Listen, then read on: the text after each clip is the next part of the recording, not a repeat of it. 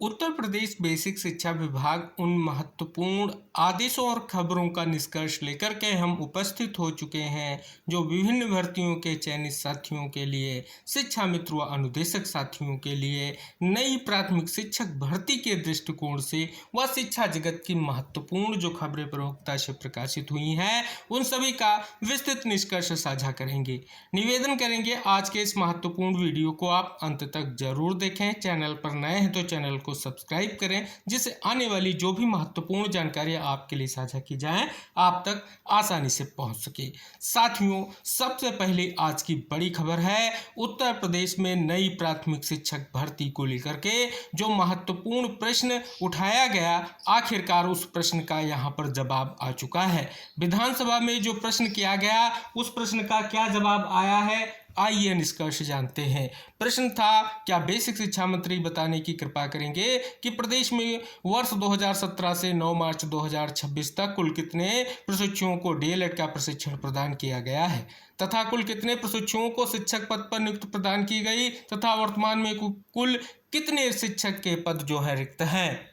जवाब आया, प्रदेश में वर्ष 2017 से 9 मार्च 2026 तक कुल 5,35,389 प्रशिक्षुओं को प्रशिक्षण प्रदान किया गया तथा कुल 1,26,371 प्रशिक्षुओं का नियुक्ति प्रदान की गई तथा ग्रामीण क्षेत्र में सहायक अध्यापक के 48,883 सीधी भर्ती एवं नगर क्षेत्र में सहायक अध्यापक के 12,075 जो है सीधी भर्ती के पद रिक्त हैं। क्या सरकार रिक्त पदों पर तैनाती करने की योजना बनाएगी? शासन की अधिसूचना का उल्लेख किया गया। 21 अगस्त 2023 उत्तर प्रदेश शिक्षा सेवा चयन आयोग अधिनियम 2023 का गठन किया गया। उत्तर प्रदेश बेसिक शिक्षा परिषद ई विद्यालयों में सीधी भर्ती के सहायक अध्यापक के पद पर चयन एवं नियुक्ति की कार्य उत्तर प्रदेश शिक्षा सेवा चयन आयोग द्वारा की जाएगी। उत्तर प्रदेश बेसिक शिक्षा परिषद के अधीन संचालित परिषदीय प्राथमिक विद्यालय में नगर क्षेत्र के सहायक अध्यापक के 11,508 पद पर सीधी भर्ती और शिक्षा निदेशक बेसिक के पत्रांक 17/5/2026 द्वारा अधियाचन उत्तर प्रदेश शिक्षा सेवा चयन आयोग को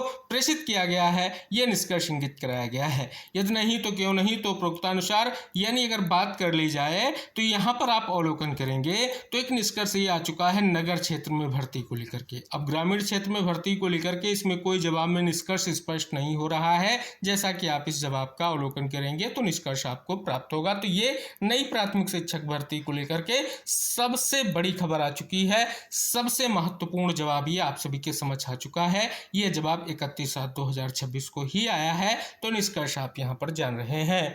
अगला जवाब आ चुका है, क्या बेसिक शिक्षा मंत्री बताने की कृपा करेंगे कि उत्तर प्रदेश के आकांक्षी जनपद में 10 वर्षों से कार्यरत अध्यापकों का गृह जनपदों में सत्र 2026 में अंतर जनपदीय स्थानांतरण करने पर सरकार विचार करेगी?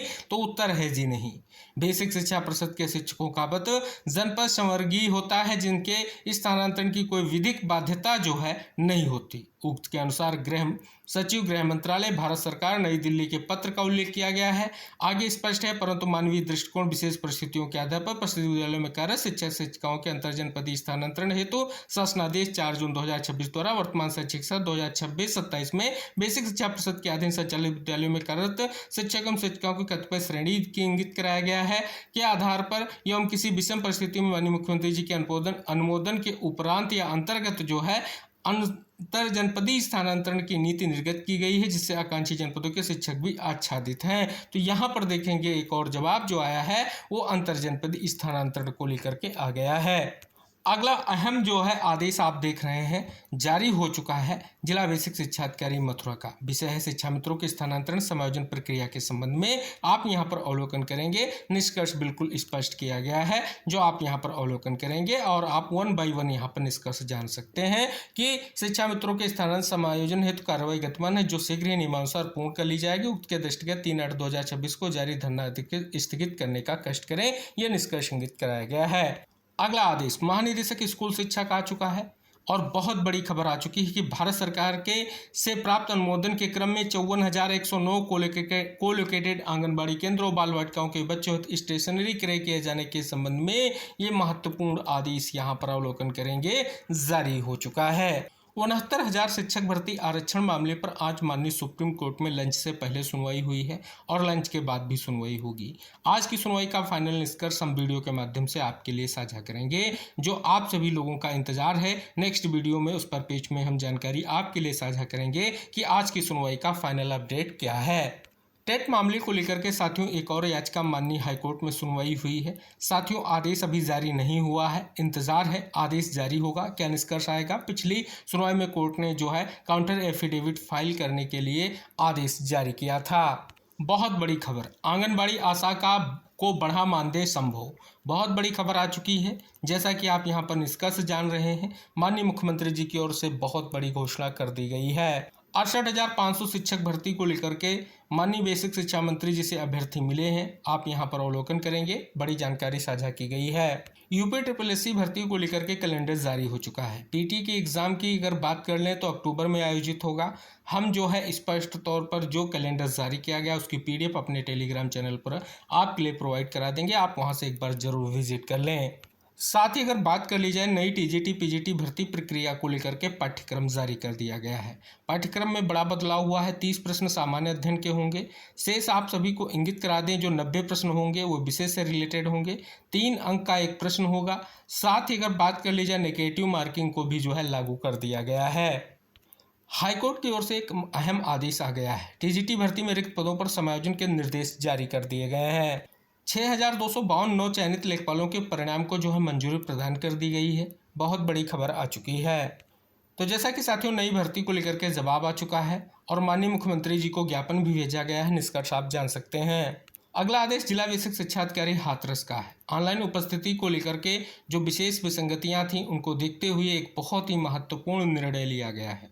आप यहां पर अवलोकन करेंगे कि उपस्थिति दर्ज करने के संबंध में निर्गत जो आदेश था उसे स्थगित कर दिया गया है। आप अवलोकन करेंगे, बड़ी अपडेट आ चुकी है। शिक्षा मित्रों के स्थानांतरण और समायोजन के संबंध में एक और जनपद से आदेश जारी हुआ है और जनपद वो है बदायूं। यहाँ पर अवलोकन करेंगे, बहुत बड़ी सूचना यहाँ पर मांगी गई है। अपर मुख्य सचिव का एक और आदेश जारी हो चुका है और ये आदेश हर घर तिरंगा अभियान 2026 के संबंध में जारी किया गया है। साथियों कल प्राथमिक शिक्षक संघ की बैठक होगी। बैठक में कुछ अहम मुद्दों पर विचार होगा, जिसमें पुरानी पेंशन बहाली, टेट अनिवार्यता, स्थानांतरण, एरियर जैसे मुद्दों पर मंथन किया जाएगा। तो TGT भर्ती में विज्ञान से जीव विज्ञान के पद कम होने से प्रतियोगी असंतुष्ट हैं, इस पर पेज में निष्कर्ष साझा किया गया है। एक और बड़ी अपडेट आप सभी यहाँ पर अवलोकन करेंगे और ये जो निष्कर्ष है वो मुख्य सेविका भर्ती को लेकर के पहले जो आए जवाब को लेकर के निष्कर्ष इंगित करा रहा है। अब कब ये प्रक्रिया स्टार्ट होगी अभी भी इंतजार जारी है। कन्नौज जनपद में ECC एजुकेटर भर्ती को लेकर के बड़ी अपडेट है कि ECC एजुकेटर भर्ती को 155 आवेदन, पद 195। 69,000 शिक्षक भर्ती के अभ्यर्थी लगातार प्रयास कर रहे हैं। साथ ही TGT PGT भर्ती पुराने नियमों से कराने को लेकर के लगातार मांग भी की जा रही है। बड़ी अपडेट, सेवा नियमावली पर जताया विरोध। जैसा कि आप यहां पर अवलोकन करेंगे, बहुत बड़ी अपडेट है जो निष्कर्ष के साथ साझा की गई है। बड़ी अपडेट, यूपी में बंद हुए 26,000 से अधिक स्कूल। जैसा कि यहां पर देखेंगे सपा सुप्रीमो की ओर से बहुत ही महत्वपूर्ण डिटेल जो है यहां पर साझा की गई है। और साथ ही अगर बात कर ली जाए यूपी बोर्ड में जो है मूल्यांकन शुरू हो चुका है इम्प्रूवमेंट और कंपार्टमेंट परीक्षा का। धमाकेदार खबर की 31 अक्टूबर तक जो है मिलेगी छात्रवृत्ति की पहली किस्त, अपडेट साझा की गई है। सर्वोदय स्कूलों के प्रधानाचार्यों को पद मिला, वेतन नहीं, बड़ी जानकारी साझा की गई है। और LT ग्रेड के 4,000 शिक्षकों का प्रमोशन फंसा, इस पर पेज में निष्कर्ष साझा किया गया है। यूपी SSSC ने मांगी भर्तियों में O लेवल समकक्ष डिप्लोमा की मान्यता।